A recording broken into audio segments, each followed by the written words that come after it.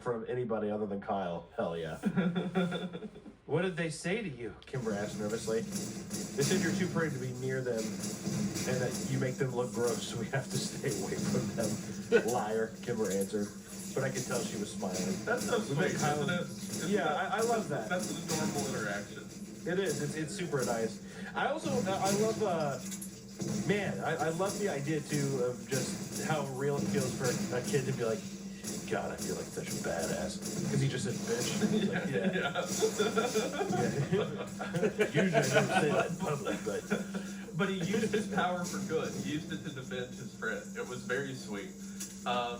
There's another part later when it's talking about them at lunch. This is, again, seems like character dialogue, but this is setting up important world building, similar to the sheriff mentioned earlier, when it says, hey, are you Sam Walker? The kid asked. But by the way, they're at lunch now, like him, Kyle, and all them. Hey, are you Sam Walker? The kid asked. Yeah. Oh, your sister is dating my brother. Oh man, Kyle laughed. Your sister is dating a Whitaker. Remember Whitney, Sam's older sister, who's like 14? That's who they're referring to. Your sister's dating a Whitaker. Shut up, Kyle, the kid grumbled. She's gonna be Whitney Whitaker. As funny as it was, I couldn't help be a little surprised. Not that I've been paying attention, but I'd only seen Whitney out of her room once over the summer. Where did she meet him? I asked the Whitaker kid. I don't know, probably at his job. His job where? He works at Drisking Water. It didn't make any sense to me, but I shrugged it off.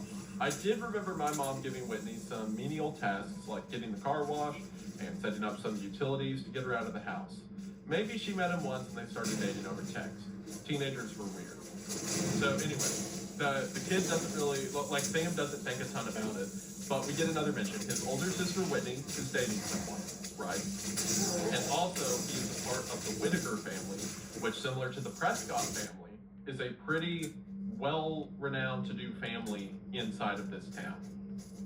Yeah, well-off, kind of like one of the wealthier families in town. Definitely like a name. Yeah, exactly, yeah. Like, oh man, she's going to be a Whitaker. Like, that carries some weight, even to these, like, fourth graders.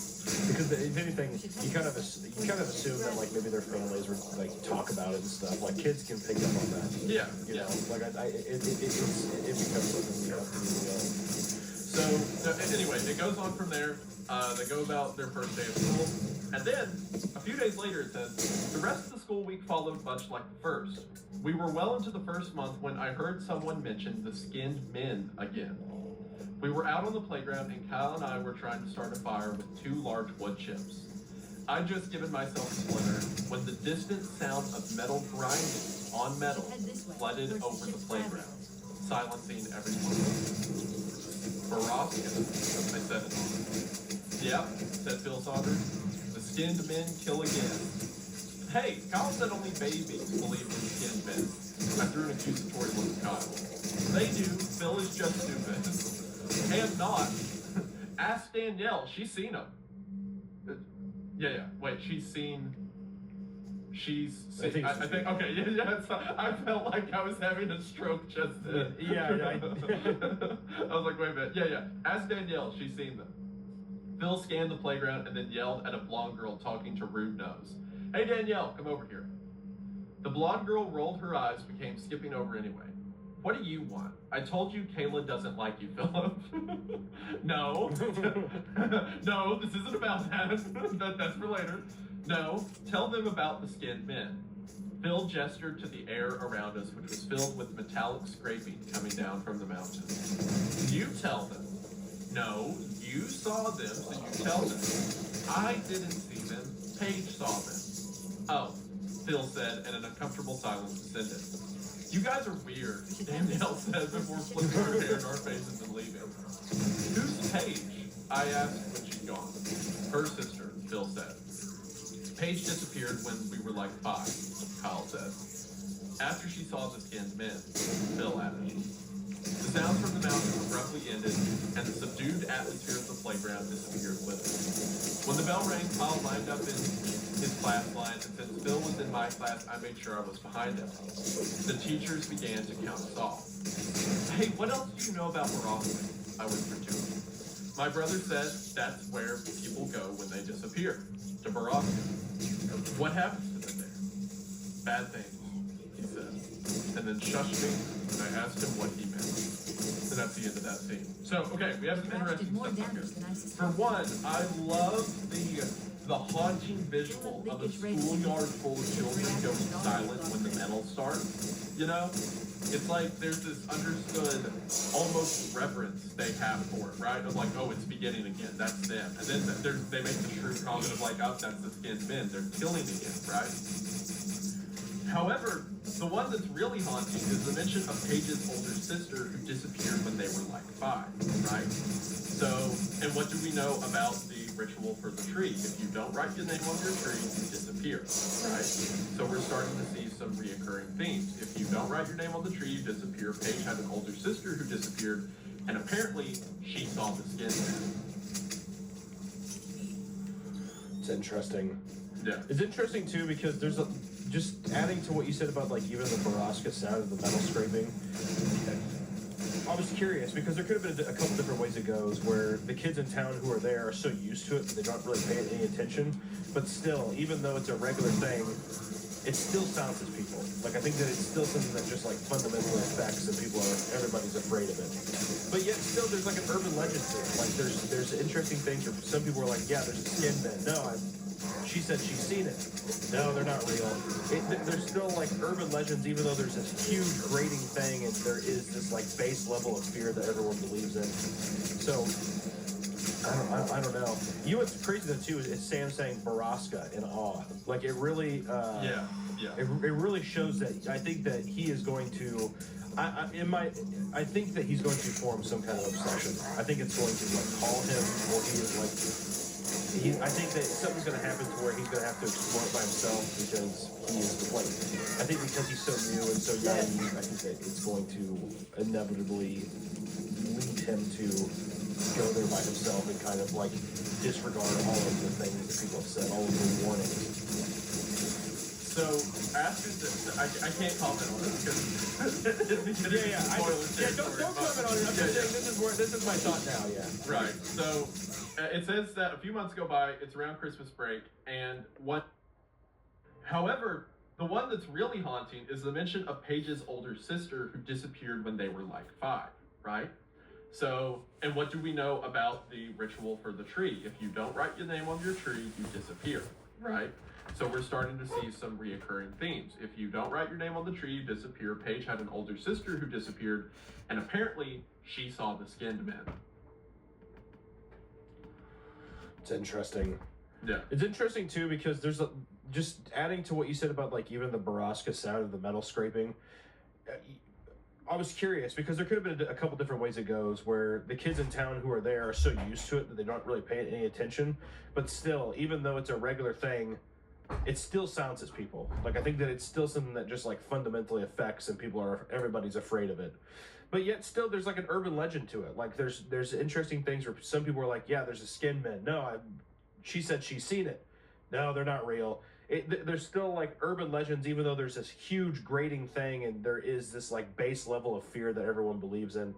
So I don't know. You know what's crazy though too is Sam saying Baraska in awe. Like it really It really shows that I think that he is going to I think that he's going to form some kind of obsession. I think it's going to like call him or he is like I think that something's going to happen to where he's going to have to explore it by himself because he is like I think because he's so new and so naive, I think that it's going to inevitably lead him to go there by himself and kind of like disregard all of the things that people have said, all of the warnings. So after I can't comment on it because don't comment on it. I'm just saying this is my thought now. Yeah. Right. So it says that a few months go by. It's around Christmas break, and one day, Sam's sitting in his room and he hears the metal again. He hadn't heard it since that time at the playground. So it's a few months between the noise, right? It's not like it's every day or something. So he hears the noise again at the same time that his dad comes home from work. So when his dad comes inside, he says, "Hey Dad, do you hear that like machine sounding noise?" "Yep, I hear it in town every now and then." "Do you know what it is?" "I asked the sheriff about it and he told me the noise comes from private property up in the Ozarks." is the property called Baraska? I asked quickly. I guess I should be like, is the property called Baraska? But you got the point. Is the property called Baraska? It is rubbing on my- I have no idea. Baraska? Where'd you hear that? I shrugged. Kids at my school. Well, it's nothing to worry about, Sammy. Probably just some logging equipment. But is the place called Baraska? Like, have you heard that name before? No, I've not heard that before. Dad pulled his boots off and shrugged off his coat, looking toward the kitchen. I could tell I was losing it. Have you ever heard of the Skin Men? Hold on. Have you ever heard of the Skin Men? Skin Men? Good God, Sam, is your sister telling you these stories? This is me. I used to do this, kid. I would like terrorize my younger sisters with things I heard all the time. God. No, but he wasn't listening to me anymore. Whitney, he yelled upstairs. No, Dad, Whitney doesn't even talk to me. I heard a door creak open upstairs, and Whitney peered over the railing, phone in hand and an annoyed look on her face. Are you trying to scare your brother? Dad demanded. Dad, no, I said again. Whitney shot me a betrayed look. Seriously? As if I'd waste my time. Why are you telling him stories about skinned men? No, Dad, I told you I heard it at school, I said. Whitney gestured to me as if to say, see? Alright, well, you kids need to start getting along. Your family, for God's sakes. Whitney rolled her eyes, and when Dad walked into the kitchen, she stuck her tongue out at me. Real mature, Whitney, I yelled up to her, but she was already gone. I'll tell Dad about your boyfriend. That's the end of that. But there's that tension around the father. I won't say anything specific now, but just keep that interaction in mind, right? Yeah, I don't believe him. I don't believe him. I feel like maybe not the skin men thing, but I do feel like, well, because here's the thing.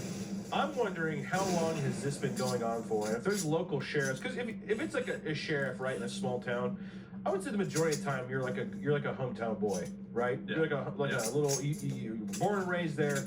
So to me, I'm like, I feel like unless the other sheriffs aren't being honest, I feel like the dad would have heard Baraska. It just depending, but to be fair, we don't know the context of like when really these sounds started or anything, or when this urban legend kind of happened. So I'm curious. Because the skin men thing, it's easy for him to be like, Jesus, no, good God, where the hell are you hearing this? But at the same time, I'm wondering too how much of it is him trying to, I guess, not scare his kid or something. I don't know. I don't trust the dad for some reason. That's probably, some personal issue I have with my own father. But I'm always like, why?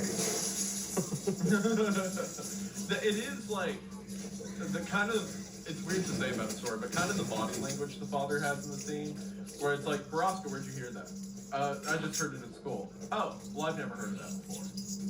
Like it's kind of, it's like he's trying to pry for information but doesn't want to give anything away. That's what I mean. Yeah. I just feel like he knows more. Like I feel like and I could be completely reading it wrong, but to me it just feels like exactly you're prying for information because you don't want to like reveal your hand yet. And I think it's easy to also pass people off because of like not wanting to talk about something. And you just kind of give him the whole excuse of like, oh, this is ridiculous. And then he even brings this like the kid, Sam is being very transparent. Like, no, I heard it at school. And he's like, did your sister tell you? Hey, Emily, get down here. Like, it seems like it's trying to sway the conversation in a certain way and also completely ignore it. Even though I don't think Sam is being irrational at all. Even though I understand he's 9, but still, I don't think that he's doing anything that's totally absurd. Yeah. So I don't know. My suspicious blinders are on for the dad as well. I feel like there's just not enough. Yeah. I don't know. I think the cards are being held too close to the chest. With Amex Platinum, you get guaranteed 4 p.m. checkout at fine hotels and resorts, so you can dive in to the last day of vacation. That's the powerful backing of American Express.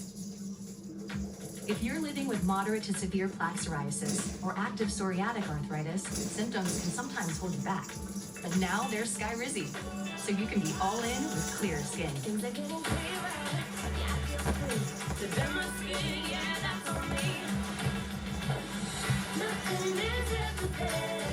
With Skyrizi, you can show up with 90% clear skin.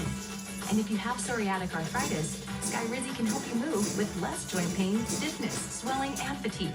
Skyrizi is just 4 doses a year after 2 starter doses. Don't use if allergic. Serious allergic reactions, increased infections, or lower ability to fight that may occur. Before treatment, get checked for Yeah. Well, anyway, those are interesting things that you said, and that I won't say anything about it. So continuing on. So there's the next day they go to school, or not the next day, after Christmas break, they go to school. The girls mentioned earlier, the 3 who made fun of Kimber, they come up and push Kimber again. Kimber says that she hates all those girls. And then the 3 of them are going to the assembly hall in the school because there's a DARE presentation, or they say it's either DARE or the History Society's presentation, which is funny because we mentioned DARE a minute ago. I'm telling you, yeah, it's coming full circle. It's coming full circle now. So they go. The 3 of them go to the auditorium, and then a teacher named Mrs. Teverty walks on the stage and says, "Hello, 4th grade students. This morning we have a special presentation for you from the Historic Preservation Society of Drisking. If you have questions during the course of the lecture, please raise your hand." Like that'll happen, Kyle laughed. "Now I'd like to introduce you to Mr. Wyatt Dowding, Miss Catherine Scanlon, and of course, Mr. James Prescott." "What? Jimmy Prescott and not his dad? That's so weird," Kimber whispered. "Dude, Thomas Prescott has done this presentation every year for like 20 years, Kyle said. "It's definitely weird." "It's not weird," whispered Mike Sutton from behind us. He leaned forward. "Tom Prescott went crazy like a year ago. He didn't do the presentation last year when my sister was here either." "I don't like Jimmy Prescott," Kimber shook her head. "He gives me the heebie-jeebies. His dad's so much nicer. He's like a grandpa." The presentation was moving forward. Mr. Dowding and Miss Gallion talked about the first settlers here, the Cherokee and the Trail of Tears. They talked about Alexander Drisking's discovery of a motherlode of ore in the mountains and settling here with his family to mine and refine the iron. Then James Prescott took the stage from there to tell the story of his family's early journey to the town and their role in the revitalization of Driskin itself in the late 50s. The last part was the most interesting of it all, and I found Jimmy Prescott to be infallibly charismatic and entertaining. I was so busy laughing at his jokes and hanging on his every word that by the end of his presentation, I realized I'd actually learned quite a bit. So much so that I was interested enough to ask a question, which Kyle warned was committing social unaliving for YouTube. Mr. Prescott scanned the room and answered a few other questions before he finally got to me at the back. "Yes, you in the back. Mr. Prescott, why did the mines close? Like, what happened?" I asked. "Very good question, young man. What did you say your name was?" Sam Walker. "Ah, I believe I met your father the other day at the sheriff's office. Welcome to Drisking.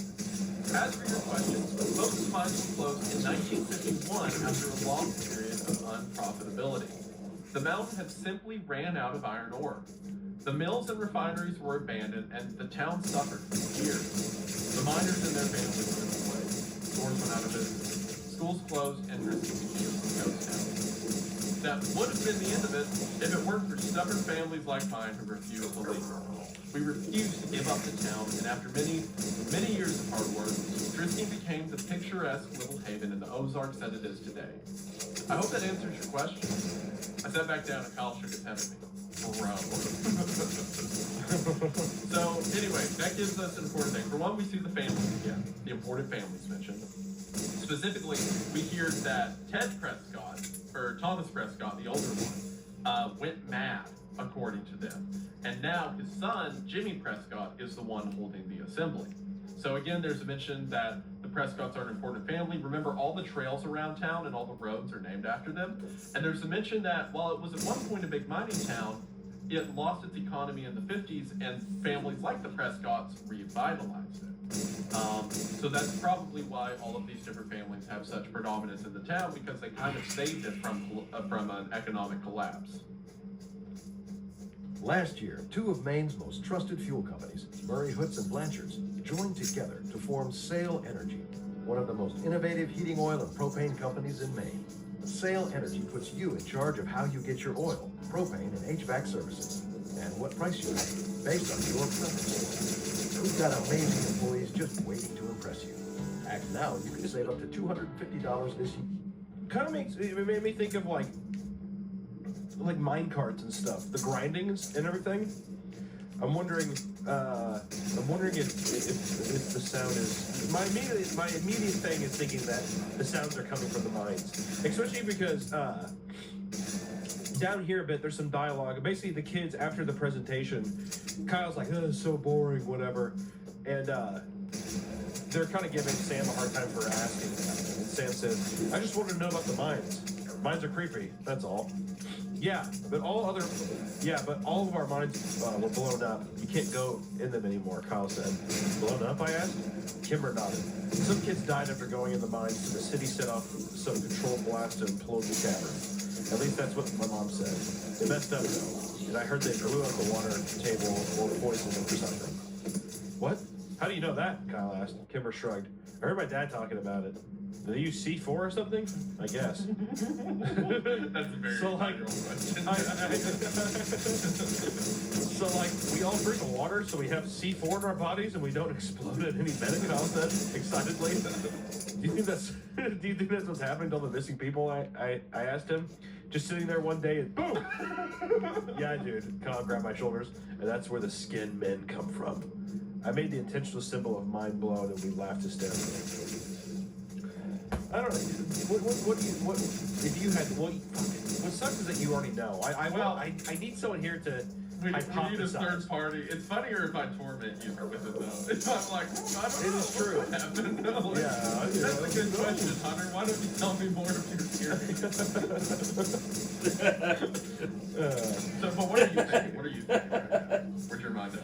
I don't know. I mean, like, they're setting up some stuff. I don't think that we're getting I don't think any of the information that we're getting so far is like not intentional. Like, I think it's not intentional. It isn't just random that we hear about Thomas Prescott going insane, right? And how it's a big deal that the younger Prescott, who Kimber finds creepy, is doing the presentation and stuff. Like, there's just too many little subtle things being hinted and dropped at, especially a big emphasis on mining and like how mining built the town. You know, to me, I think that we're going to end up in the mine somehow. But I'm wondering how it correlates with the treehouse, or even if the man that the skinned men or the man from the poem might be, I don't know, people that have gone insane. Or like, in my head says Thomas Prescott, but I have no idea to know how old the poem is.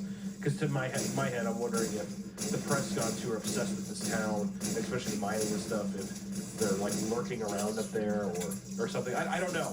I'll tell you this. I'll give you this. You are holding all of the right pieces. Everything you're saying, all these thoughts in your head, you've got all the pieces together. You're not putting them together right. Just per se, but I think you know that. I think you know you don't have all these things. Yeah, no, I mean, you're catching on to everything you should be.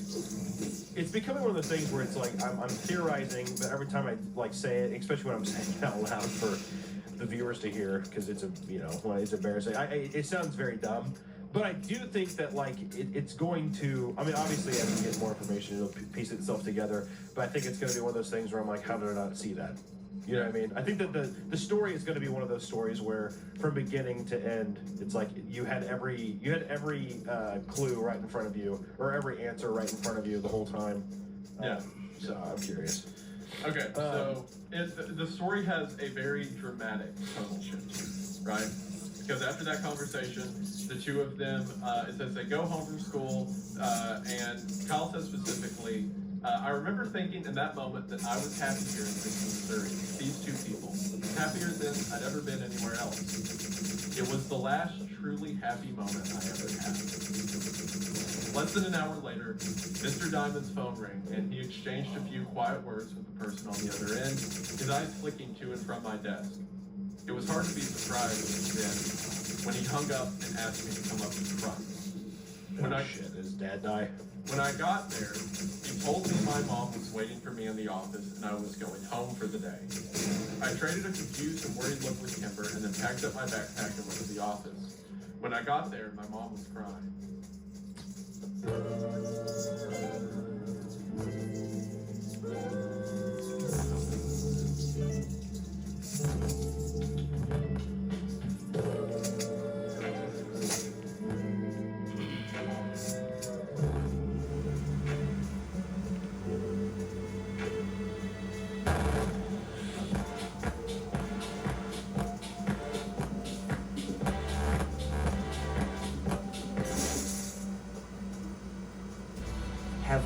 last thing to worry about. Build a free personalized quick plan, 100% online.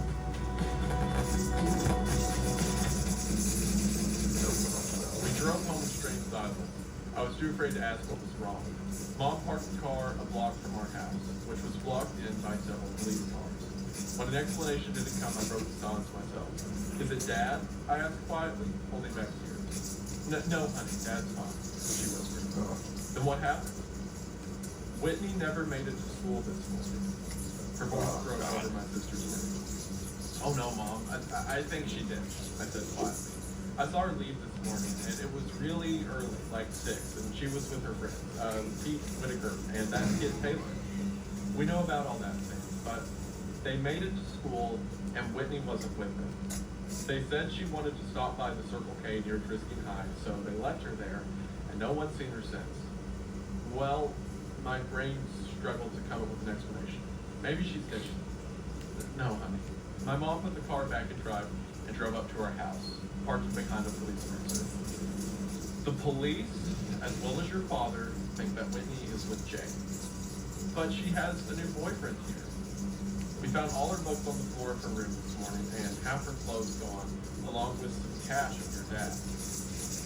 But right now we think that she did hitch a ride to St. Louis and that she's with Jay. The sheriff office is trying to contact the boy's parents now.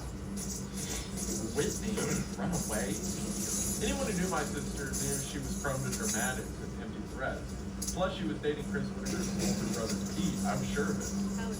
We walked up the steps into a house filled with stale coffee and quiet murders. Oh gosh, that's great. Hi, that line gave me goosebumps like that pulse I love so much. Sorry. Stale coffee and quiet murders. I tried to remember if Whitney herself had ever actually confirmed she was dating Pete, but I drew a blank. When we walked into the kitchen, I saw my father sitting at the table, staring at phone records, head in hand.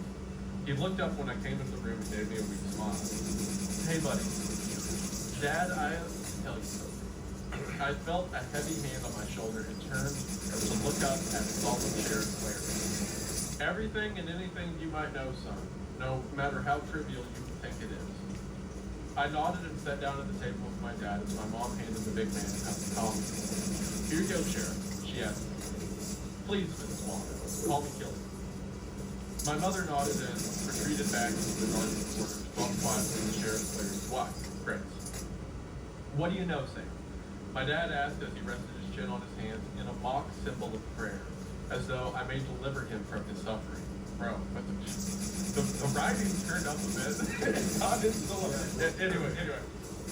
Well, I heard Whitney had a boyfriend. That guy, Pete Whitaker, that she's been hanging out with. And I saw some Ann Taylor stranger leave this morning before me. What time did they leave? Asked the sheriff. I don't know, like before 6? He nodded. That matches the statements of Taylor Granger and the Whitaker boy. My father's head sunk over to his hands, and I knew I'd let him down. But I rushed. I don't think she went back to St. Louis because she was dating Pete, and I don't think she wanted to be with her boyfriend back home anymore. I understand that, son, but a teenage girl's mind is a complicated thing. My officers are trying to get a hold of the boyfriend's family back in St. Louis. Clary nodded to my father. Now, why don't you head up to your room and let us work, Samuel? I looked up at him in surprise. What? No, I want to stay down here. I can help. No, there's nothing more you can do here. You've been a good brother. Now let us handle this. But I can help. You already have. Dad. I looked over at my dad with begging eyes. Go to your room, Sam. He said quietly after a moment. I balked. Dad. Now. I was angry. I did the only thing I could do to make my rage known. I stomped upstairs, slammed the door, and then sat on my bed in disbelief. The tears came then, and I lay there feeling helpless, worthless, scared for my sister. I thought about all the places Whitney could be. Was she scared? Was she alone? Was she dead? When the sun began to set, I finally got out of bed and went to check my email. I was expecting lots of messages from Kimber and Kyle, but there was only one. Did she go to the treehouse? I sat staring at the computer screen for almost a minute. Kimber's words from last fall echoed in my brain. If you enter the tree house without the proper ceremony, you'll disappear and then you'll die. I didn't buy that Whitney had gone to Circle K that morning, and I especially didn't believe that she hitchhiked out of town. Nothing they were saying downstairs made any sense if you knew my sister, but maybe this did. Maybe she and her boyfriend went to the tree house to make out or something, and maybe he left her there. Maybe she got lost, or maybe the skin men had found her. That was the worst thought of all. I didn't need to sneak out because the police were too busy with my parents to care about me anyway. I stuck my bike out of the garage and rode the 3 miles to the West Rid Prescott War Trail. When I got there, I saw 2 bikes already locked to the signpost and my 2 best friends sitting in the snow next to them. I knew you'd come, Kyle said when I pulled my bike up and Kimber ran up to hug me. I'm so sorry, Sue. There's really nothing for me to say, and they didn't push. Kimber took my arm and we started up the trail. The silence between us was stretched but comfortable. We trudged through the snow, and all the while, I searched for the telltale footprints of others, but the snow was coming too fast. The hike up the mountain was harder and wetter than when we'd come in the fall, and when Amber Cottonwood finally came into view over the ridge, it was a lonely sight. The sun was getting low, and we hadn't brought flashlights. I fell as I ran up to the tree, calling my sister's name with a quiet while. Kyle was right behind me and leapt impressively onto the rope ladder, climbing quickly up the planks. I kept calling Whitney's name, waiting for Kyle to yell that he found her or that there was at least some sign of her. And then I heard Kimber quietly say my name from where she stood at the triple tree. I ran over and tried to follow her eyes to confirm what I already knew was there. And then I found it, freshly carved near the top. Whitney W. My breath froze in my chest and my vision blurred with unwelcome tears.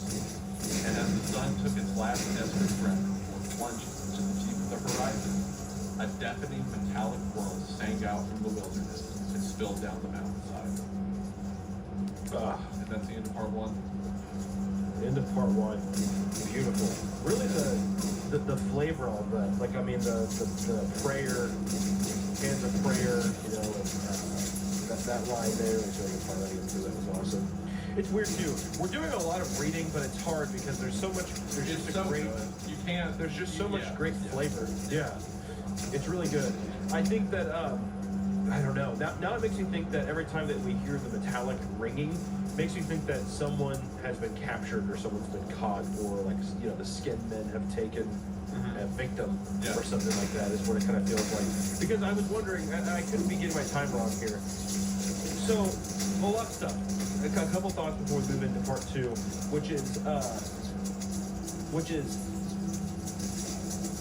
couple cool things. One is, were they on the playground this morning when the metallic thing rang? Yeah. Was that the same day that the sheriffs came and talked about? No, this is spread out over the course of like several months. Many. Yeah. Okay. So the metallic whirring was the first week of school, and then the sheriff's thing was around December, and this is like in the winter, early winter school. Okay. Because yeah, I was wondering if it was the same day, if Whitney left that morning, that if it would just help me figure out more if it's like, oh, she was walking to school and she got caught or whatever. But the idea too, where this happens around the same time, because though it is months, or though it is weeks or months in between stuff, the idea that the sheriffs are coming there and they're talking about people, you know, he was talking to the 5th and 6th graders about walking home from school and stuff, and this is like the literal, a parent's literal worst nightmare kind of thing. I'm very curious to see. I don't know. I mean, the dad, I don't. Sheriff Clary, just, I don't know. I don't like him. Don't trust him. Don't trust him at all. He's always just kind of around. Big, ominous kind of thing. Made a real good point to talk about how weird his pose was when he was talking to the kids the first time. And then even the whole thing about him putting his large hand on the kid's shoulder and just kind of being like, tell us what you know. It gives you weird vibes, doesn't it? It does. And it's nothing really justified yet, but I think it's just because we're so early on to it and it's still so much unknown that right now it's kind of like it's that early part of the game of Clue where everyone's kind of a suspect in a weird way. But I think I don't know. I feel bad for the parents. The dad feels very realized now too, and I feel like I am a little more on his side because I think that he's just thinking the worst of like his daughter running away. But once again, it's just the idea of them completely ignoring, I guess, the kid. But he's 9, you know. Yeah. If your kid ran away, you probably wouldn't be like, you wouldn't try to get rational. Especially if you're discussing like the concept of, okay, maybe your daughter, let's discuss kidnapping, let's discuss maybe she got involved in drugs or something. You don't want to discuss that in front of her younger brother, right? Yeah. So yeah, no, that's fair. it makes sense, but yeah, that whole sequence feels, and we're seeing it from the kid's perspective, but it feels very odd. How everyone's like, yeah, I guess she just went back to Kansas City after half a year, you know? Yeah, or it just doesn't make any sense. Like, she's going back with her new boyfriend to St. Louis, but she's not even dating the guy that she was there. St. Louis, one of those Midwest towns. Or, yeah, that's whatever. what I meant. Missouri City that no one gives a shit about. Yeah, that's what I meant. But it just doesn't make sense. Like, why would she go back to St. Which the only thing is like, well, there's more to do, but I don't really think that there wasn't enough of a discussion about.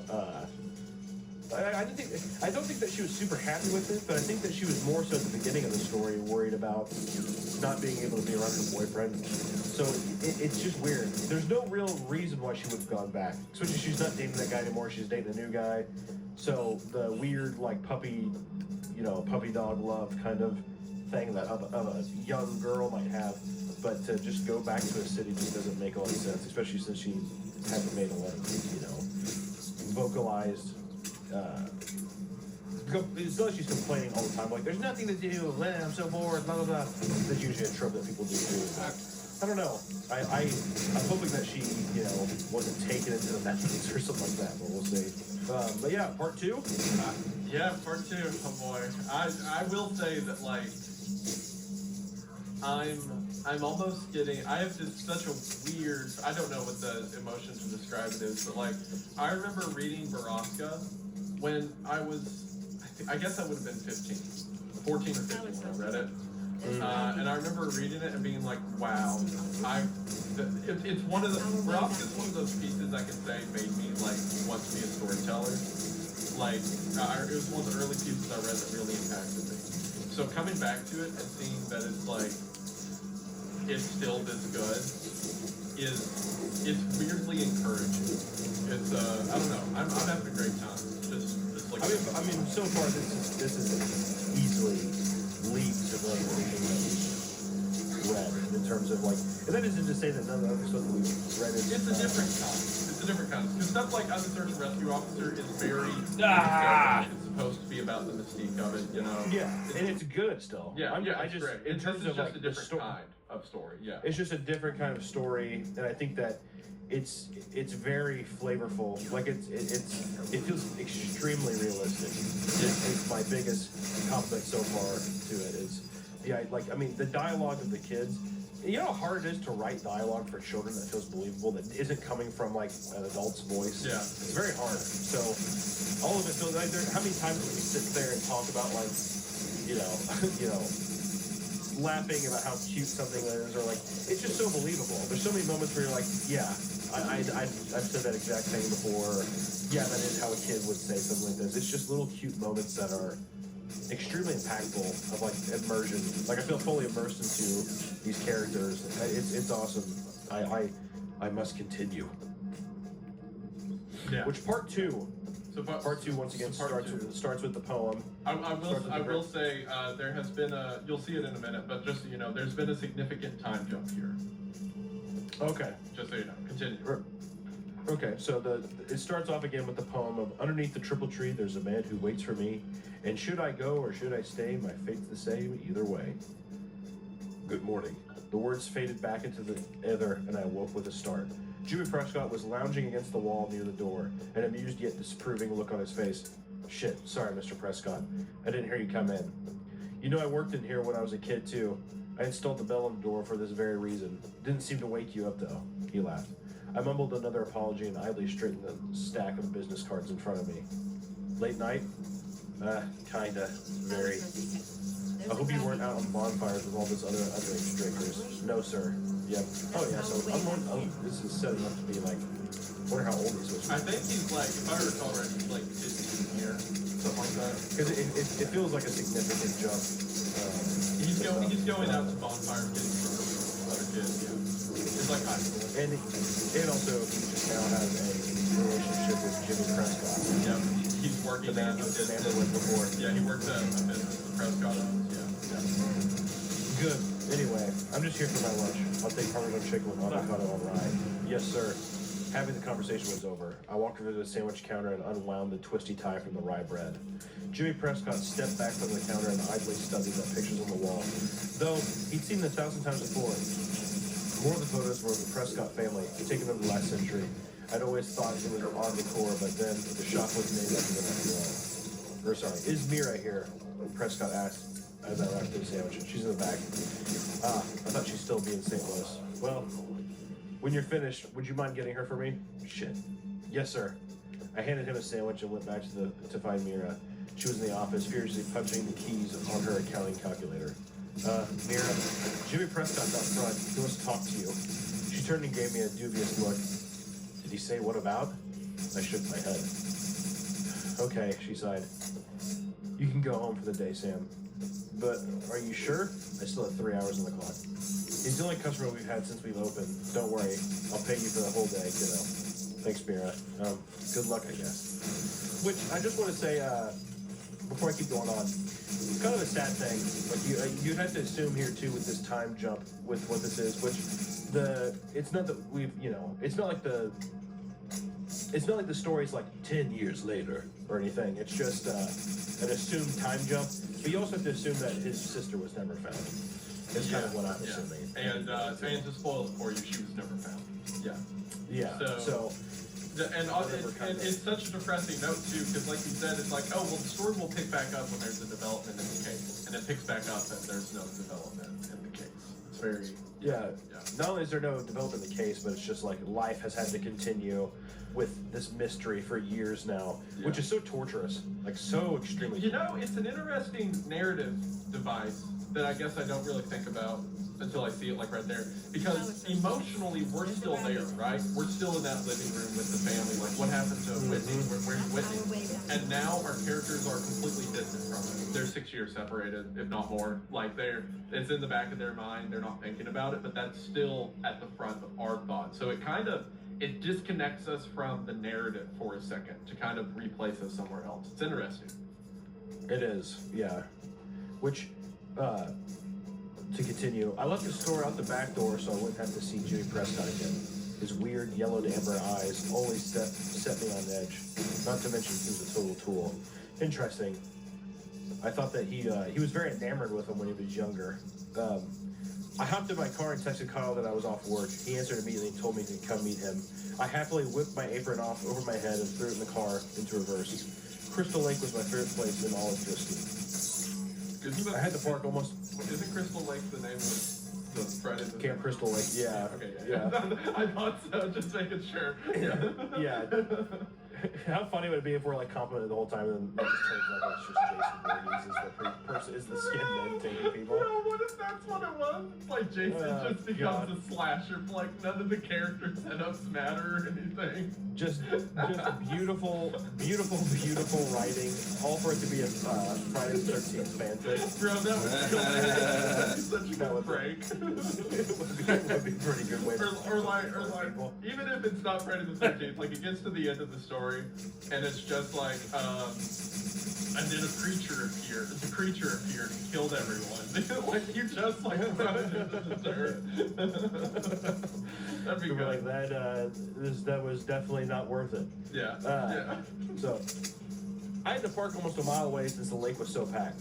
I eventually found Kyle and Kimber sitting on a rock that jutted out over the beach. Kimber was sunbathing in a blue floral bikini and Kyle was wearing his "no one can tell where my eyes are looking" sunglasses. Yeah, brother.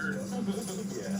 So also we see some stuff here, right? Because like when they were 9 or 10, Sam was like, Kimber's kind of cute, you know. She like I see her as a girl, And now, like, when they're 16, 17, Kimber was wearing a blue floral bikini. Like, we know where his mind's at.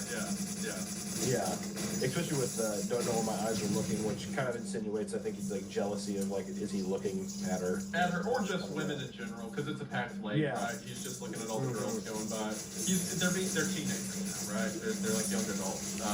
And then he also was able to drive, so not 15, like 16, 17. I think they're still in high school, if I remember right. So yeah, like 16, 17.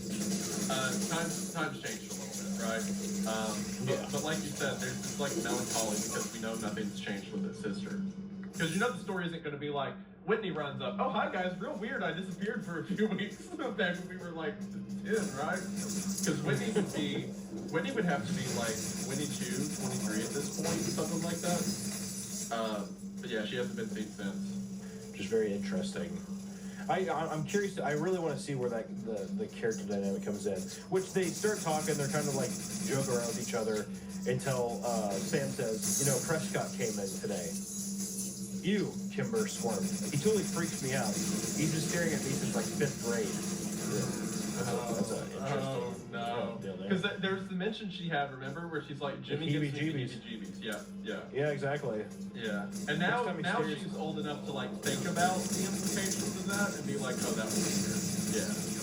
Next time he stares at you, let me know and I'll knock him the fuck out. Kyle has always been protecting over Kimber, but ever since they started dating, I've gotten 10 times more unbearable. Oh! Yep. They're dating now. Yep. Kyle and Kimber are dating. Yes. Kimber winked at him. So what did he want, Sam? He wanted to talk to Mira, probably about the sandwich shop.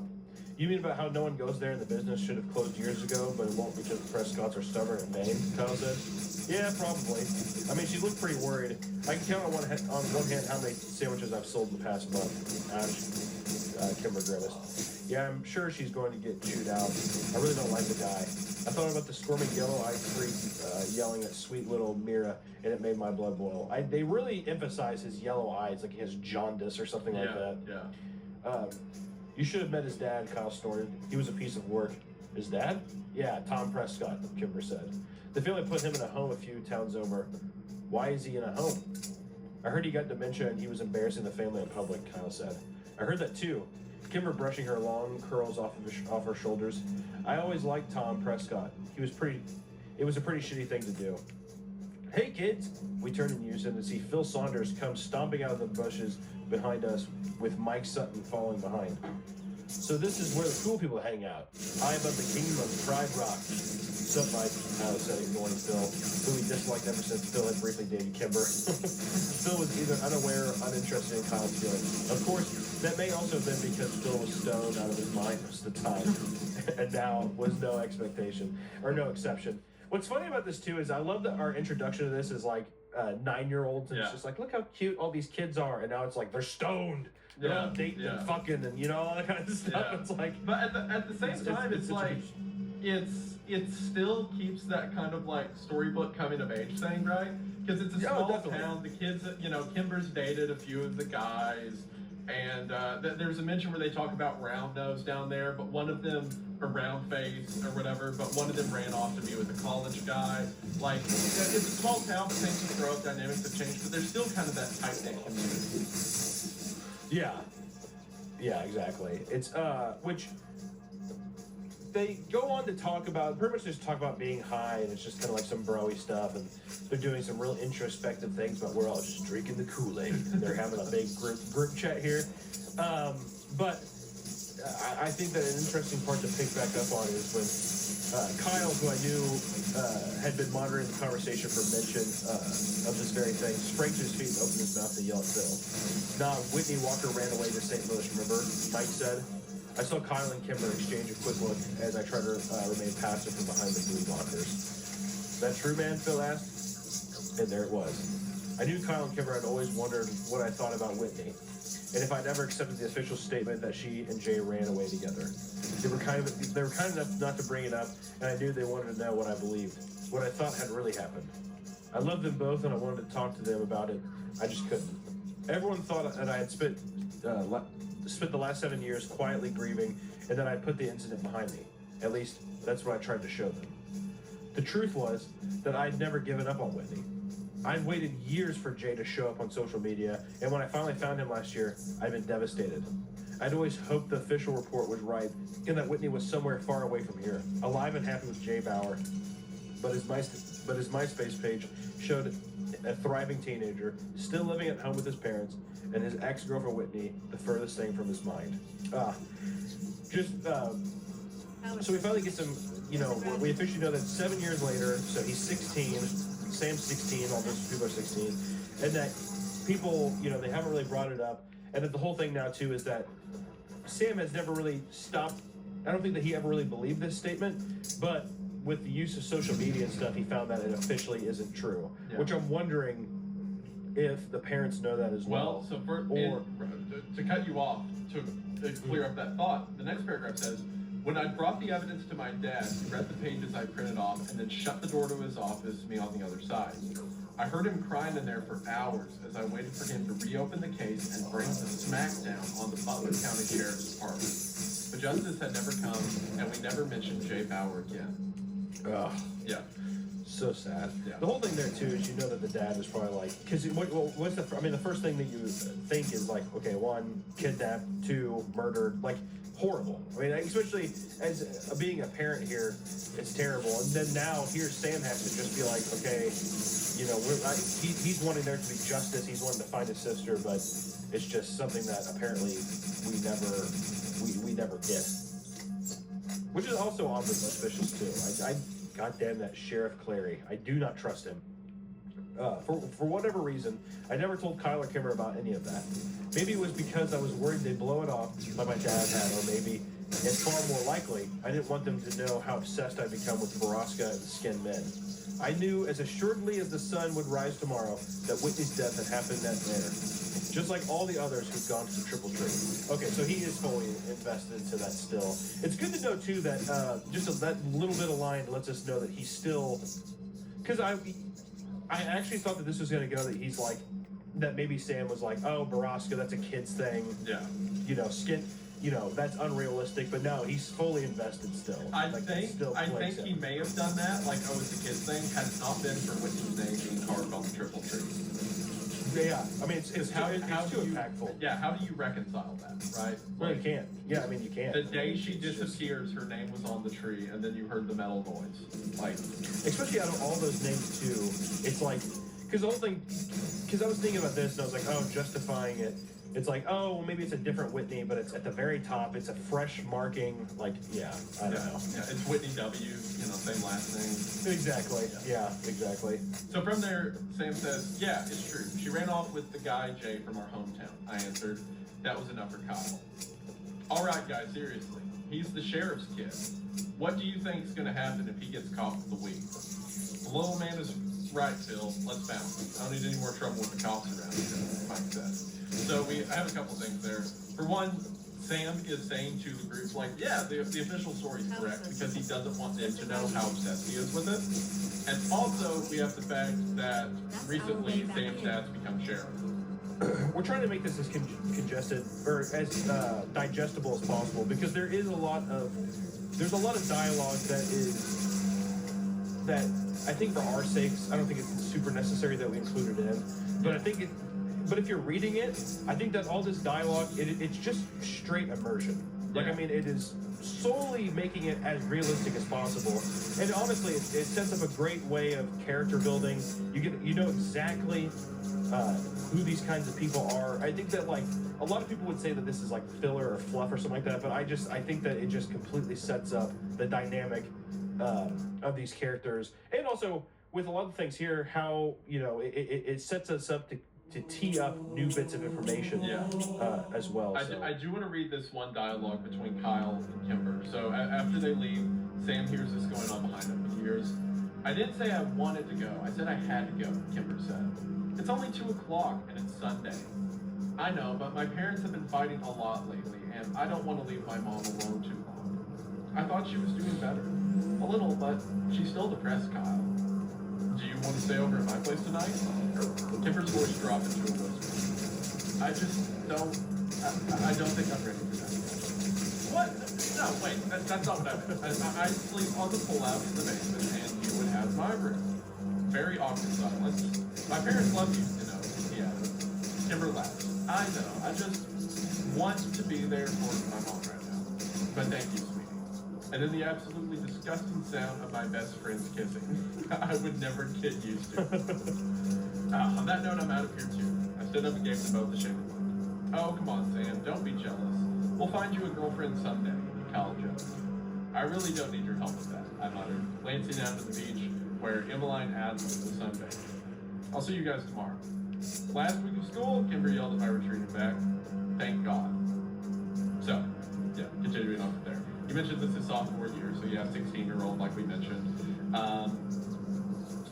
It says that the summer meant no distractions, more time to think, and even more hours of boredom at Prescott Artisan Sandwiches. Which, for one, imagine that owning this small town, and you put in a sandwich shop, and you call it your last name, Artisan Sandwiches. I hate this guy. They are setting him up to be just one of the biggest pieces of shit. This is the kind of person, you know, too, where you're like, God, yes, the Prescotts. And I'm thinking exactly this, a corner shop of artisan sandwiches. It's like, yeah, no shit, nobody wants to go in there. And it's pictures of him all over the wall. Yeah. He went in, he's like the only person that buys sandwiches too in there. It's like his own personal store of getting rye bread sandwiches. Yeah, Prescott sucks. We find here, you know, Sam saying that he's looking forward to his sophomore year beginning on Monday, and that it's in sophomore ditch day that's happening. His dad knows about it, and he's just like, you know, set a good example, you know, but he's gonna do it anyways. Kimber and Kyle were sympathetic and had offered to share in my misery. I had, of course, said yes. Wait, what? I had, of course, said yes, much to Kyle's sadness. As I had expected, my dad was waiting for me when I got home. We shared a brief, stained conversation about respective days, and then he finally got to it. Remember, Sammy, we're cracking down on truancy this year. I want to see you at school tomorrow. Yeah, I got it, Dad. And I hope I won't have to write a ticket to Kyle either. I sighed. It's a tradition. Even the teachers sort of encouraged it. On Friday, they said. I don't care what they said, Sam. Besides the fact that I'm the sheriff, I'm also your father, and I want my son in school. Oh, so did he get? So is he the main sheriff in town now? Is that what we're insinuating? Yeah. So he's become the sheriff. He's got elected. Yeah. So Sheriff Clary, the man that I was super suspicious of, has might not stepped be down picture or didn't get elected, one or the other. I laughed and shook my head. What a joke. I can't control what Kyle does. Fair enough. But you can control what you do. I said nothing and Dad sighed. It's almost over, Sam. Just get through these last 5 days and you can be done with school for a few months. Fine. I walked out of the kitchen, rudely ending the conversation. I climbed the stairs and passed the Whitney's door on the way to the room. The light was on and the silence was behind it. I knew my mother was in there. She was always in there, doing God knows what. Man. Sad and creepy. Oh my gosh, that is heartbreaking, man. Heartbreaking, and also you wonder too. They haven't really dived too much into it. I mean, I'm curious the relationship strain between everybody. Like I almost expected the mom to have, because usually when this stuff happens too, we usually find that like the mom and dad divorce because it's like too much of a strain on the relationship. So now it kind of seems like she's just like, at least seems like if the mom is always in there doing God knows what, which means that like Sam probably never goes in there because he's too, you know, emotionally driven by it. But it almost makes the mom is probably fundamentally, emotionally, and mentally broken still. Yeah. And probably will never recover. I mean, how do you get over that? I know like I don't think you parents who do. have lost kids, and it's just like, it's not like, not to say that they're stuck there forever. I mean, some of them, like, you know, they have lives afterwards, but a lot of them just, they just, it's like time freezes, you know?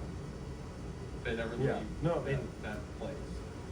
It's one of those things where I think it's, you will never know how it feels unless it happens to you.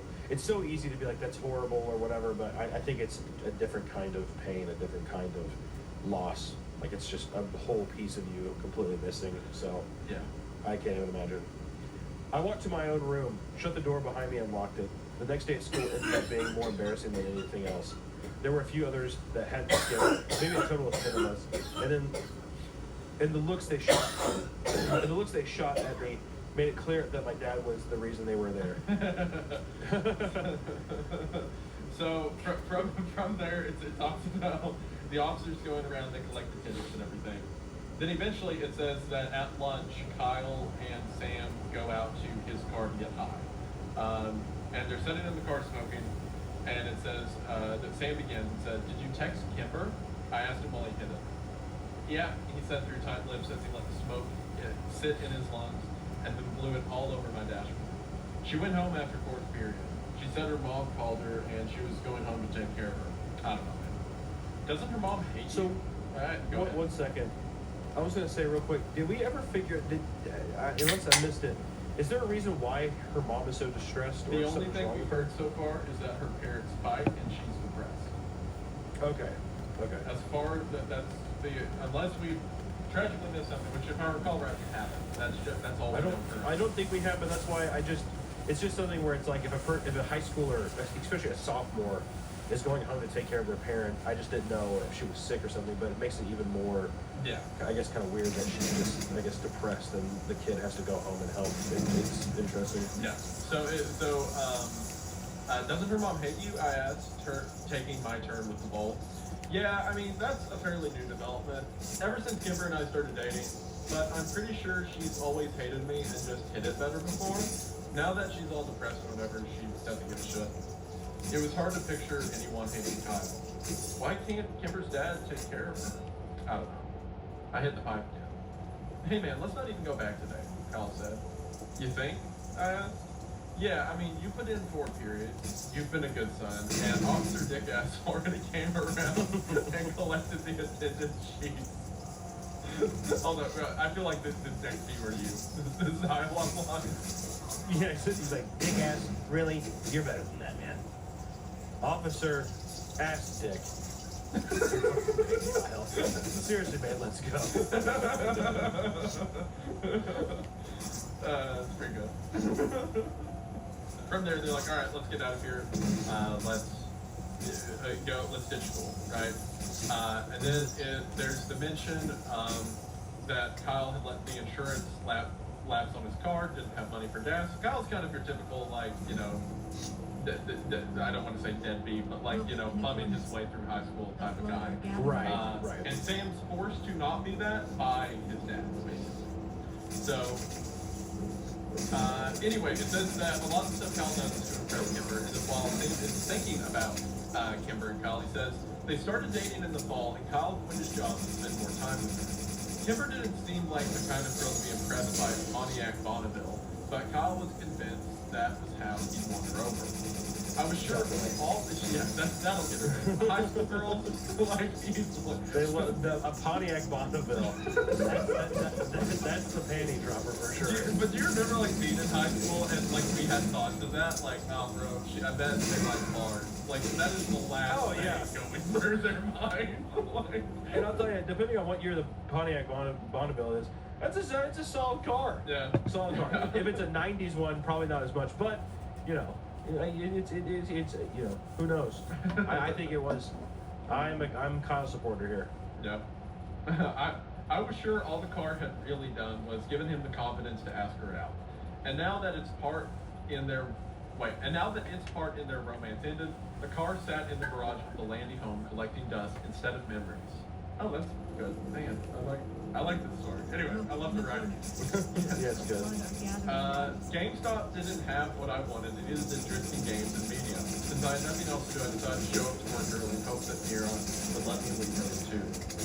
I parked in front and walked in the door, unsurprised to see no one at the front counter. There were only 3 of us that worked at the shop, and sadly, I never got to see the other girl, Emmeline, who worked on the days I didn't. This was disappointing to me since she was half the reason I applied there in the first place. I went into the back. Does someone like Emmeline? Emmeline is hot. I went into the back to tell Mira I was there and found her slumped over her desk on a pile of receipts and paperwork. This wasn't an unusual way to find Mira, but something seemed different today. I immediately felt a disturbance in the force, but before I could run away, she turned toward me, and I saw it was right to flee. Mira was crying. I'm sorry. She said quickly, wiping her eyes. Is it 4 already? No, it's 2:15. I just thought maybe if I came in early. Oh, right, it's your ditch day. Mira wiped her eyes, only to have them filled with tears again. I don't understand, Sam. This store has been operating in the red ever since I was hired to manage it. What am I doing wrong? I don't know, I offered lamely. The instinct to escape, never stronger. No one comes in here, ever. And Mr. Prescott refuses to let me put signs up to advertise. He says they're unsightly, but how does he expect me to pull in business? I need this job, Sam Scott. I must have looked like a frightened deer, because when Mira glanced over at me, she seemed to subtly collect herself. Go ahead and go out to the front. I'll do your time card.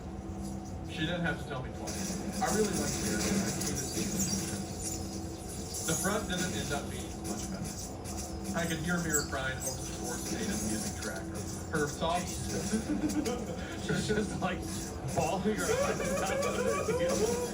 You guys sitting there like making ham sandwiches. Would you like black olives with that? Scream, crying in the back.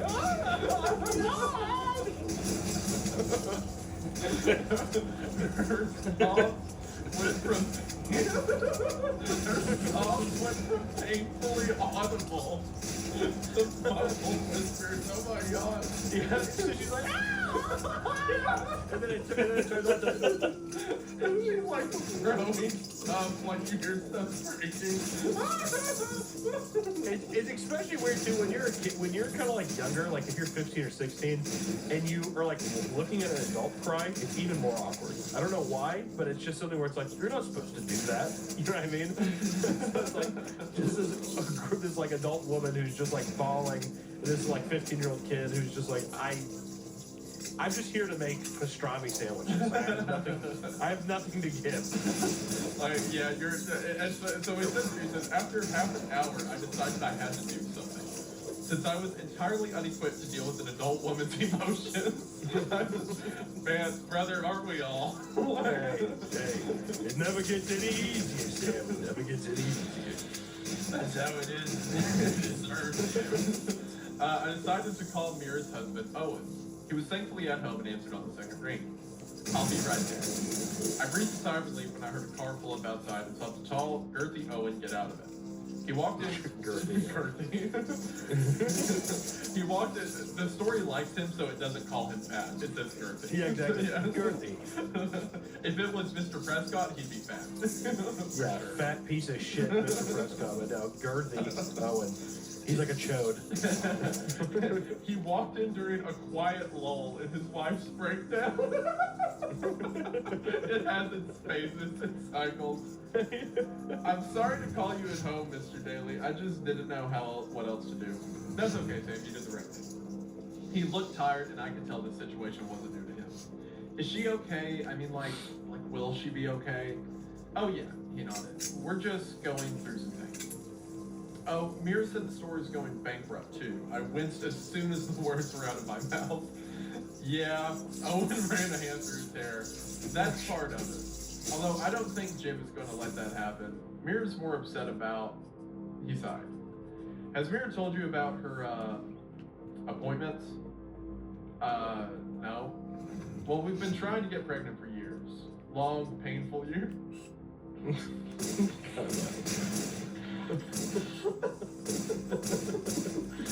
Long, painful years. I'm sorry, it's not funny. It's not funny.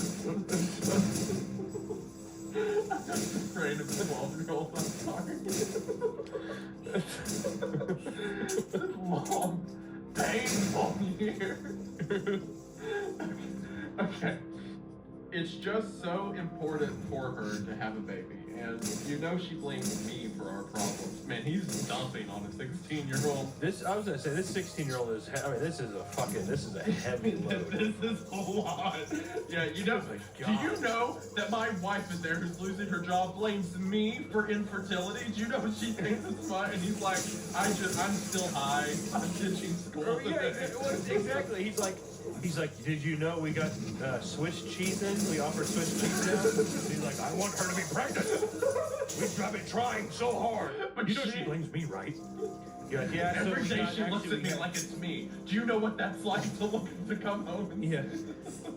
So we actually make our own sourdough bread. It's like just trying so hard to like get the fuck out of this conversation. And then I have to go to work. I have to provide for this house while she runs this dead-end job. And then I'm the monster. I come home and it's me. I'm the devil. Yeah, so I'm hoping to graduate in 2 years. Like, like, okay,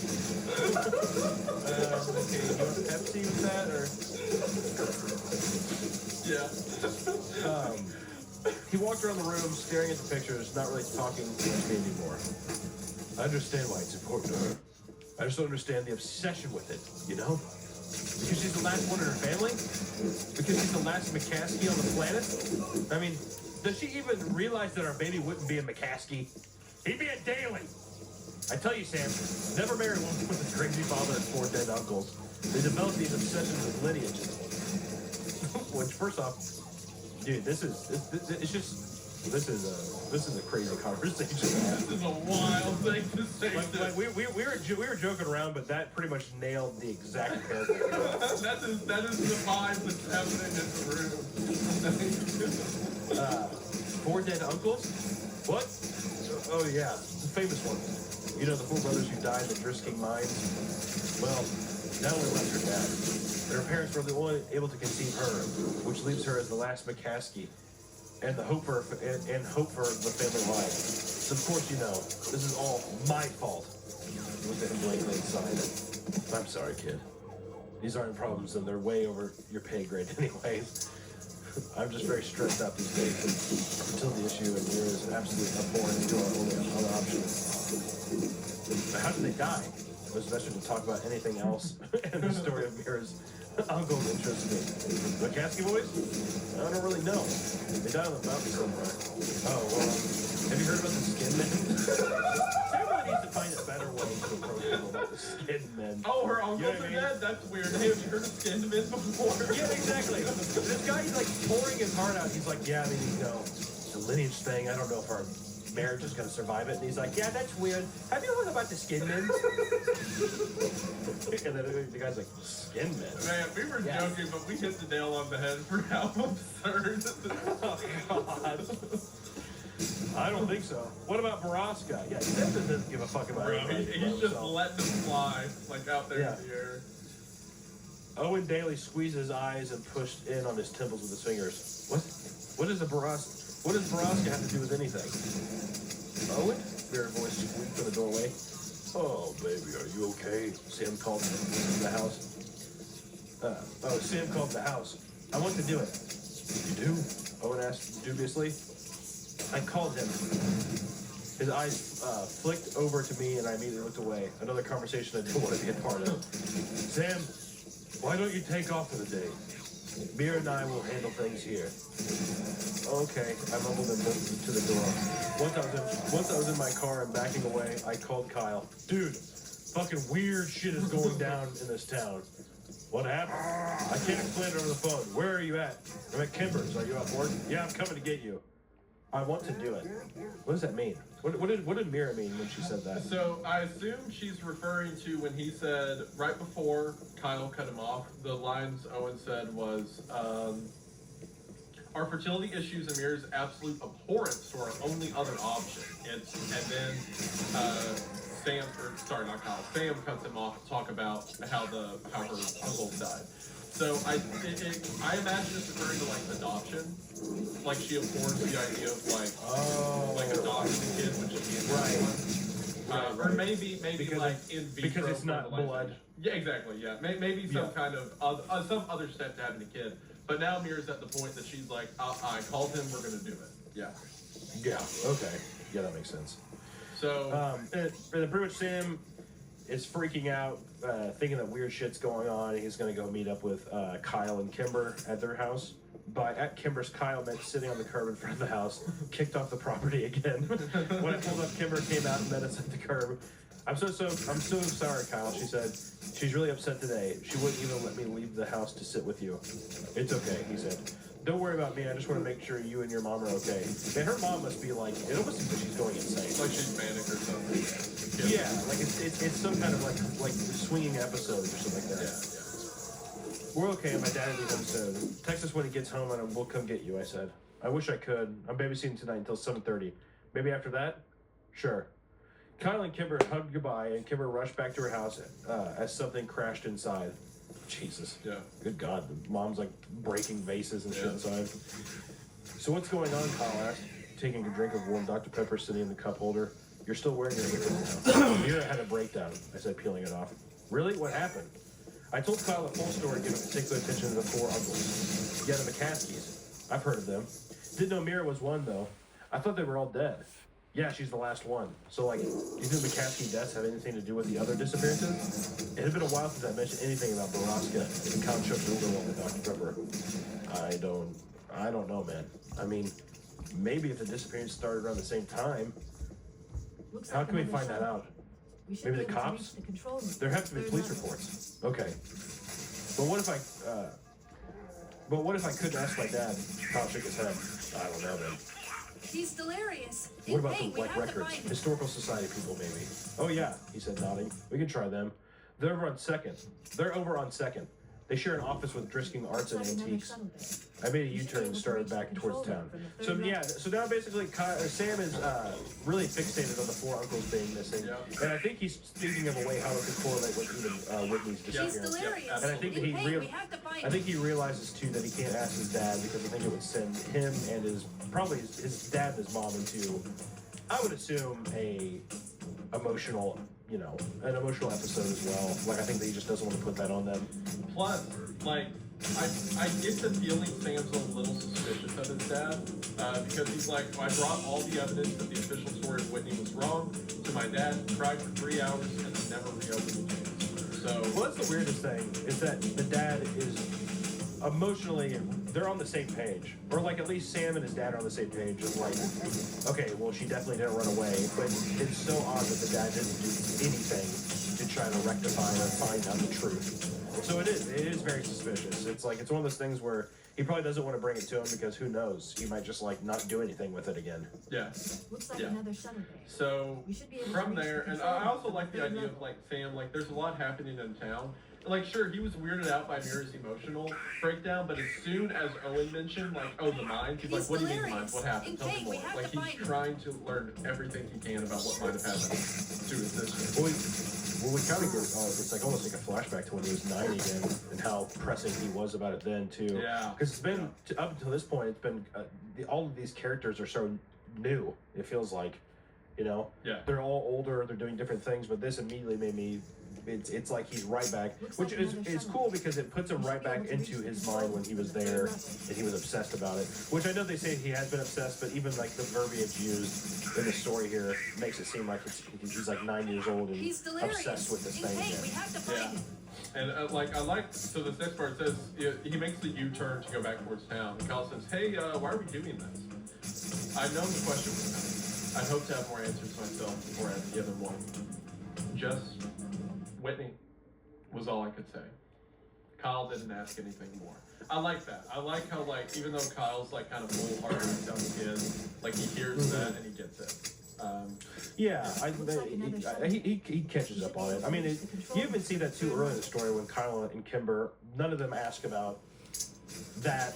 Like, none of them have ever pressed him about it. You know what I mean? I think that they just kind of understand that, like, there is a level of respect that his friends have for him, which is, it's nice. I really enjoy Kyle and Kimber. Yeah, I do too. So from there, it says, Kyle didn't ask anything more. The Historic Preservation Society of Drisking was at the back of the building, and we had to walk through the antique shop as the owner, Mr. Granger, I swear. At the end of a short hallway, we found a small room with 2 desks pushed together. One was empty, and the other was stacked high with books and folders of loose paper. We could hear someone typing behind the desk. I cleared my throat. Hello? A small woman popped up from behind the desk. I recognized her as the same woman who had given us a lecture in 5th grade. Hello, how can I help? He's delirious. In pain, we have to find him. Yeah, I have a few questions about Drisking's history, I guess. Oh, great. Is this for an end-of-year report? Have a seat, boys. She gestured to the empty chair sitting behind the other desk. I nodded to Kyle and sat down, looking uneasy. Yeah, it's for an essay we have to write. Hey, I think you gave a lecture to us like 7 years ago at school. Oh, yes, I give lectures every year, Mr. Prescott, she smiled. Yeah, it was you and one other guy, too, a bald guy, Kyle said, shifting uncomfortably in the wooden chair. Yes, that was my fiance, Wyatt Dowdy, passed several years ago. Oh, Kyle said. Kyle, the king of... Oh, he's dead, gross. Yeah. Yes, that was my fiance, Wyatt Dowdy. He passed several years ago. Yeah, so instead of just being like, oh, I'm sorry, just, oh. Yeah, I read it very much like, oh. So, Miss Kansas, but you can call me Catherine, she said.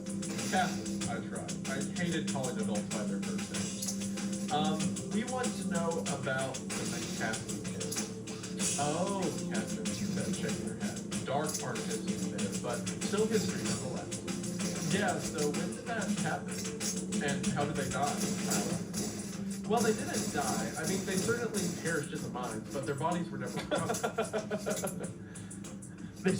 Well, they didn't die. I mean, they certainly perished.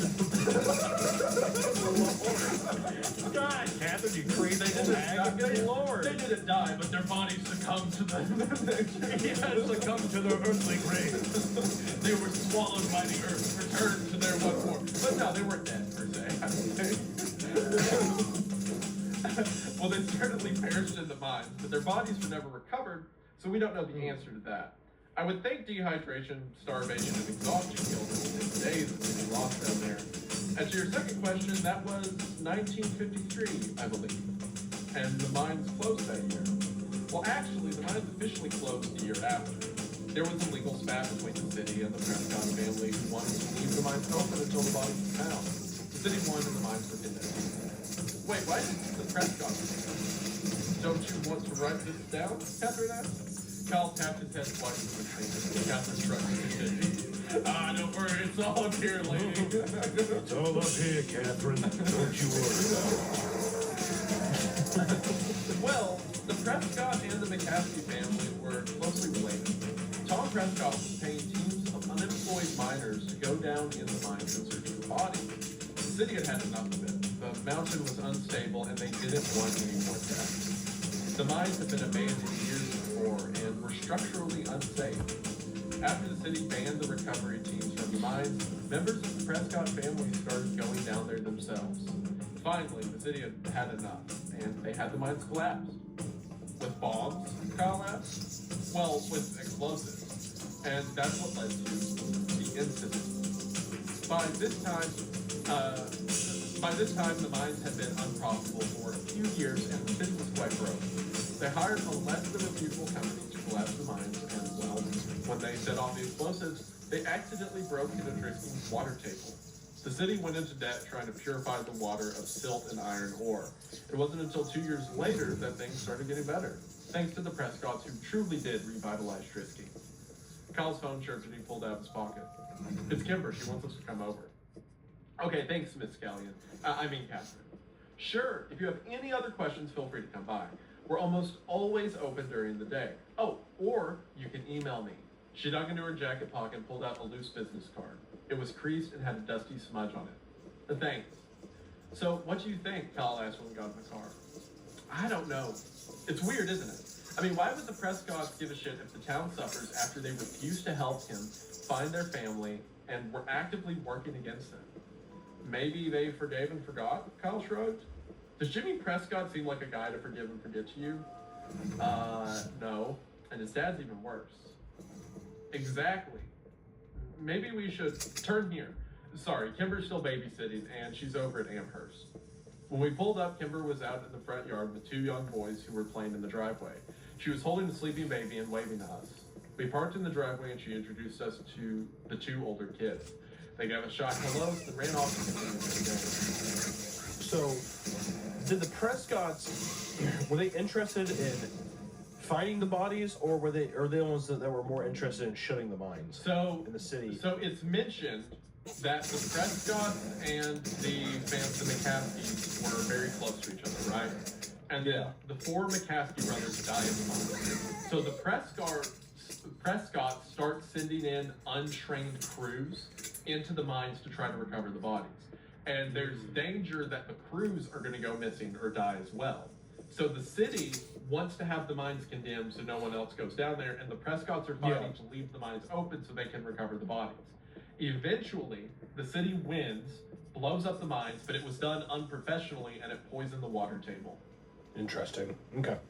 So that's the history lesson we got there. Which, yes, I will confirm that all of this does come back later in the story. Like, this isn't just set dressing for the sake of it. Yeah. No, I figured. I mean, it also shows some stuff too. Well, it sets some stuff up to why the Prescott would have a McClaskey, the last remaining McClaskey, run this dying business and keep it open to give her work or whatever. But there's still something malicious with the Prescotts. There's too much emphasis also on people being like, oh, the Prescotts really did help and stuff like that. There's something fishy going on. Yeah. So they're sitting there with, it's the 3 of them now, and Whitney's still, sorry, not Whitney, Kimber's still babysitting the 2 kids, and says, once they left, we explained everything that happened to Kimber while she listened and rocked the baby in her arms. Sam's right, that doesn't make sense, but why are we even concerned about something that happened decades ago? Kyle says why this is. A flash of surprise across Kimber's face, and she walked over to put the baby down to play pin. Then she walked back and pulled me into one of her famous, super comforting, not at all awkward hugs. When she released me, she began to pace around the driveway. Okay, so we think Whitney somehow got involved in all of this. We're right. If we want to figure this out, we need to start at the beginning. Phil is right. Every mystery in this town is one piece of a larger puzzle. It's all related. She stopped and looked over at us. We need to go to the source if we want answers. Yeah, that's not a bad idea, Kyle agreed. I know he likes to hang out in the hideaway and get drunk with ex-sheriff Clary. No, Kyle, not Jimmy, his dad. Tom, he's so crazy they put him in a home. He's the horse's mouth, though, isn't he? Jimmy isn't likely to know half as much as his dad. But as Kyle and Kimber argued, I watched the kids chase each other around the tree in the front yard. There seemed to be something carved into the bark. Words, not unlike the triple tree at Ambercott Fort. It was too far away to read what it said. He got you, I heard the youngest one call to his brother. The skinned man got you, now you have to die. Nuh-uh, Peter, I was touching the tree. No, you weren't, you're a liar. One of them got you, and now you have to meet the shiny gentleman. No, I don't. Kim, oh my gosh. Oh, bro, I forgot about that detail of the story. Oh, man, I can't talk about it because I know where this is going. But the shiny gentleman, oh my gosh, bro. Well, I was gonna say, all I know is I'm sure as soon as one of the people said something about skin tree, I feel like Sam probably shit a brick. You did not. Did you just say the skin men? And then also now a new introduction to somebody called the Shiny Gentleman. Dude. There's also something always so creepy about just children saying stuff like that. If it was an adult saying Shiny Gentleman, you're like, oh. But for some reason, a kid saying it makes it so much worse. I've been about to kill a cat this whole time because I can't talk about like what the foreshadowing that's happening. But for the people who know this story, the Shiny Gentleman, I'm going to die. I'm about to blow. Oh my gosh. Okay. You have to meet the Shiny Gentleman. No, I don't. Kimber, Josh is cheating. I shuddered and turned away from him. Where's the nut house? I interpreted that. Is it close? I love this dynamic too because like, okay, Kimber hears that it's about Whitney. She's immediately like, all right, we've got to fix this. You know, it's Sam. He's our friend. We got to do something. Yeah. And then they're talking about how absurd it would be to go find, this old man who just may know something that's going on. And then Sam hears the kids playing and making skinned man jokes and all of that. And he's like, all right, where's the nut house? Where is it? Is it close? Can we make it to it? Like, the urgency is kind of picking up in his mind. Well, it immediately makes me think they put such an emphasis on like, oh yeah, the oldest grandpa, Thomas Prescott, yeah, he's crazy. Which means that he could be in a place of hysteria, but he could be telling the truth also. So he could be like ranting and raving about the skin men or shiny gentlemen and stuff. Yeah. So I feel like whenever they go meet him, I think it's going to be something where he is going to spill some beans. I think. And I do think Jimmy Prescott is going to be pissed. Yeah, I can't say anything, but those are interesting ideas you have, Gary. We'll see how they play out. So anyway, it's not a nut house. It's more like a hospice, Kimber chimed in. The rumor I've heard is that he's at Golden Elm, and that's in Cape Girardeau. I'm sorry. I think it's Gerardo. Gerardo, thank you. Gerardo. Gerardio, yeah, that's it. That's about 40 minutes away, Kyle said and pulled out his phone. I'll check the visiting hours for Tuesdays. Sam, do you work tomorrow? I work every day, but I'll get out of it, I promise.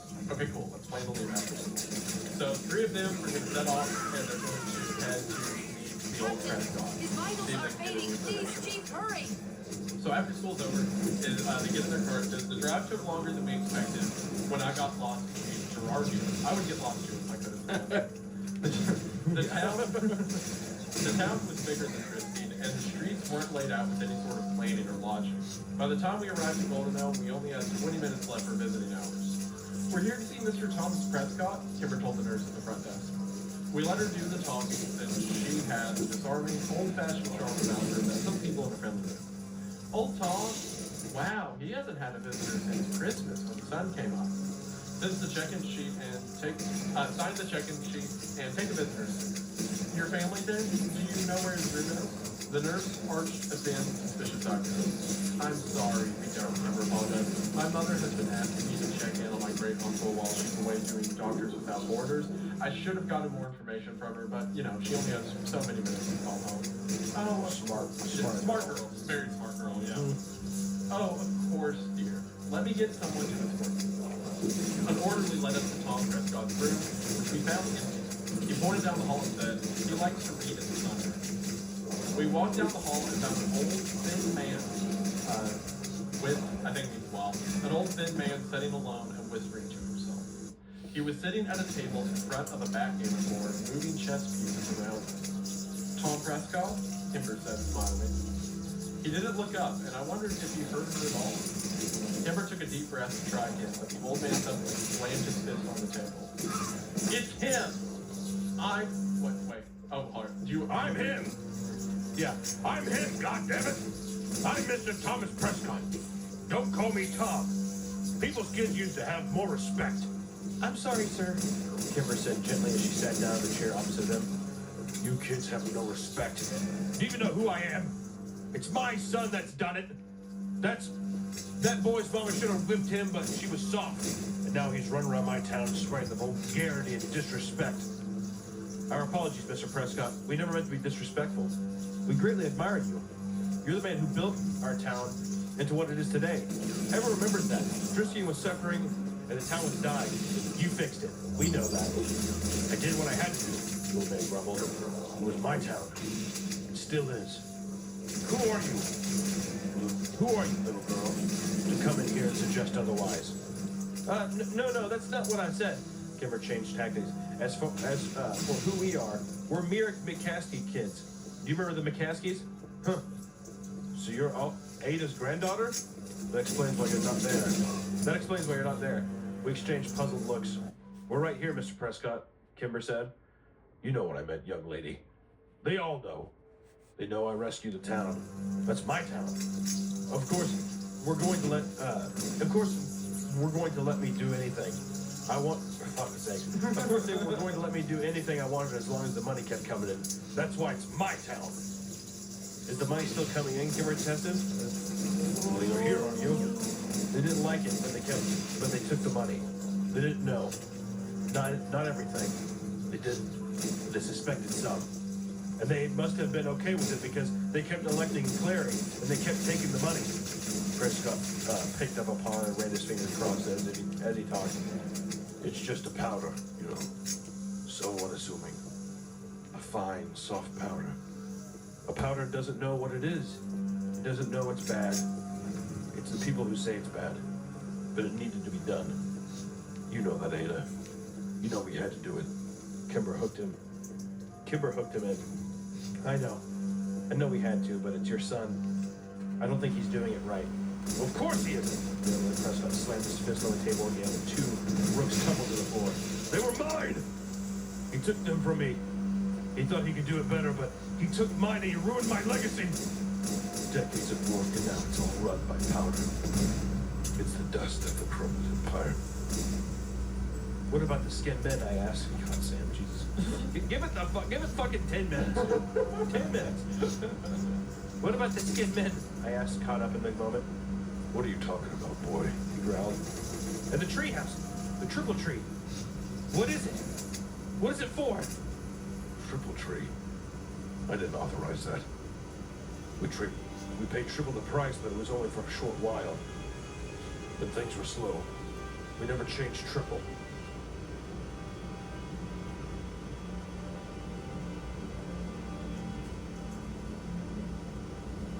That's bad business. Where is Bart? Has my idiot boy been telling you that? Did he offer you triple? Human life science detective, the captain. He's one of them. We can't let the flood get off his ring. You know what he'd expect. What he'd want us to do.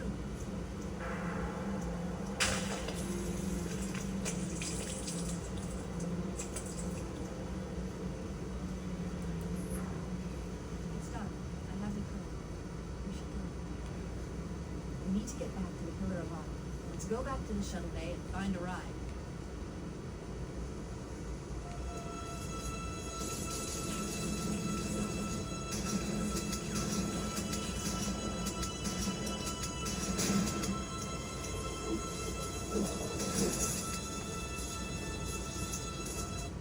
We need to get back to the Pillar of Honor. Let's go back to the shuttle bay and find a ride.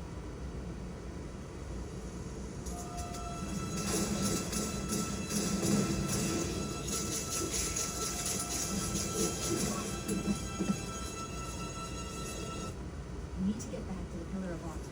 Let's go back to the shuttle bay and find a ride.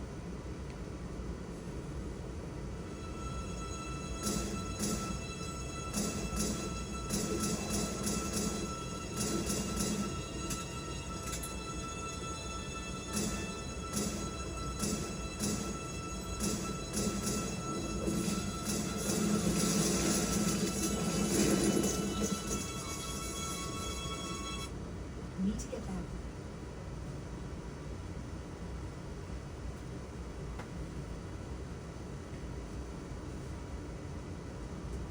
Get back to the Pillar of Honor. Let's go back to the shuttle bay. He's and ruining my find a town, ride. isn't he? God damn it, Jimmy. You get him in here. Ada, get my boy on the phone. You tell Jimmy I want to talk to him. You tell him they're still mine. Ada, get Jimmy on the phone. Kimber jumped up and Kyle pushed her behind him as the old man rose to his feet, tall and Let's imposing. go back to the shuttle bay. We were and find backing a toward ride. the door when the orderly came in with disapproving look on his face and shooed us out. Long after we'd made it to the lobby, we could still hear Tom Prescott yelling for his son. The ride home was quiet, and I spent it trying to fit the pieces of the puzzle together. The skin men, the triple tree, the shiny gentleman, the powder.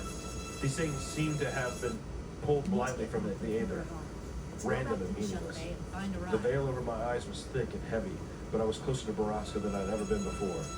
I could feel it all around me, but I couldn't see it. I could almost touch it, but I couldn't comprehend it. I suddenly realized that Kyle was pulling over off the road, and I snapped out of my contemplation. He put the car in park and turned over and looked at me in the backseat. Is this really about Whitney, Sam? Yes. We need to get Kimber back to the watched us Pillar with of worried Honor. eyes. Let's go back to the shuttle Why do you bay think and find that? a ride. The cops, even your father confirmed that Whitney ran away. I don't believe them. I said with close to you. Look, Sam, we're getting pretty deep in here, and I'm with you every step. But I have to know that there's a reason we're doing this, and pulling Let's go Kimber back to the into. shuttle bay and find a ride. I have to know this is important to you for the right reasons and not just an obsession. I looked out the window and realized he pulled over during the license grim Prescott Ward Trailhead. He was right to worry, even more so to be protective of Kimber. Kyle was thinking it, so was I. The powder. If Baraska really did involve moving massive amounts of drugs, did I want to be involved with my friends any further? This wasn't their fight. I love these people. We need to get Could I back really to the risk Pillar their of Honor. safety for my own Let's go back to the curiosities and shuttle bay vendettas? Find a ride. But as hard as I wish I could let them go, I knew I needed them. I have to know what really happened to Whitney, I whispered. I turned back around without a word, and Kimber placed her hand on mine. I jerked my hand away and crossed my arms and immediately apologized. Kimber just smiled in a forgiving sort of way. Kyle sighed. Examined. He was interrupted by the piercing ring of Kimber's phone. She scrambled for her cell to silence it, Let's go back but when to the she saw shuttle the bay name on the and find screen, a ride. she quickly answered. Dad? What? Wait. What do you mean? Dad? No, wait, slow down. Hello? She took the phone away from her ear. Something happened to my mom, and she's at the hospital. Tears filled Kimber's soft green eyes. Kyle from the car here and screeched into the parking lot. We made the 10-mile trip to the hospital in as many minutes, which was criminally fast on surface streets. Kyle stopped the car at the emergency entrance, and Kimber and I ran inside. A deputy was there waiting. He refused to answer Kimber's desperate questions as it led us to her father. When the deputy swung open the doors, I saw my dad standing next to Kimber's, and I braced myself for the worst. Kimber sat in her one direction, and my dad refused. Before he said a word, I saw Kimber crumple to the floor on the other side of the room. I looked at my dad helplessly, and he gave me a sympathetic nod and pulled me into a hug. He sat down in the corner and I stared at my hands and quietly explained that this is the start of it. I was grocery shopping around 1 o'clock. Come home, put the groceries away, made 2 lasagnas and a meatloaf, put them in the freezer. Then she got in her car, drove to the hospital, parked in the shade, took the stairs up 7 floors to the roof, and jumped off the bed. Here we go again. It's naturally at the side of gas and diarrhea. Sound familiar? Any of these digestive issues after eating may cause you to second guess your food choices and could mean you have exocrine pancreatic insufficiency, or EPI. But Creon can help manage EPI. Creon is a prescription medicine used to treat EPI by replenishing enzymes. So the body... She lived long enough to apologize to the EMT. Oh my God. I watched Kimber fall apart as his mother's body slowly grew cold in the morgue, 1 floor beneath us. Man. End of part 2. End of part 2. And the end of part 1 of our episode here. Yes. That's the end of, the beginning of our coverage. For one, just real quick, what do you think of the story so far? I think it's very good. The thing about it so far is that it's tapping. It has a lot of eccentricities. Is that the right word? I don't know. So, the idea is like you're talking about stuff called Baraska, which is fine, but you're talking about stuff like the skin and stuff, and there really hasn't been any elements of actually visually being able to see anything. Really, the horrors of a lot of the stuff so far of the story has been putting yourself in the shoes of somebody, of like a brother or a parent losing a child or a sister, a sibling, and even so much of this of dealing with somebody with mental health issues and trying to unalive themselves and having to deal with that and the long periods of stretches of how that affects you. So I think that it's extremely well written. But I also more so like that it's taking its time. It's really not trying to reveal too much. It's not trying to be big and flashy. There's moments too, like, I think the biggest thing from this one I thought was interesting was I really thought that we were going to get something a little more than our meeting with Thomas. Thomas being obsessed with, Thomas Prescott being obsessed with the ownership of the town and stuff, I thought was going to go in a different direction. So I would like to highlight something about that conversation, right? Yeah. So we know that Prescott's revitalized the town with right? Yeah. So the Prescotts did something.